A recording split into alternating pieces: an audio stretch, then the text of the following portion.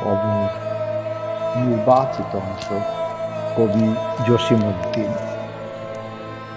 এইখানে তোর দাদির কবর, ডালিম গাছের তলে। 30 বছর ভিজায়ে রেখেছি দুই নয়নের জলে।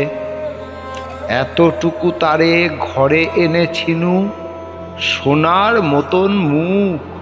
পুতুলের বিয়ে ভেঙে গেল বলে কেঁদে ভাসাইত বুক। এখানে ওখানে ঘুরিয়া ফিরিতে ভেবে হইতাম সারা। সারা বাড়ি ভরি এত সোনা মোর ছড়াইয়া দিল কারা। সোনালি উষায় সোনা মুখে তার, আমার নয়ন ভরি। লাঙল লইয়া খেতে ছুটিতাম গায়ের ওপর ধরি।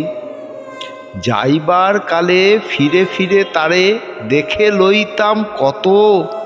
একথা লইয়া ভাবিসাপ মোর তামাশা করিত শত। এমন করিয়া জানি না কখন জীবনের সাথে মিশে ছোটখাটো তার হাসি ব্যথা মাঝে হারা হয়ে গেনু দিশে। বাপের বাড়িতে যাইবার কালে কহিত ধরিয়া পা, আমারে দেখিতে যাইও কিন্তু উজান তলির গা।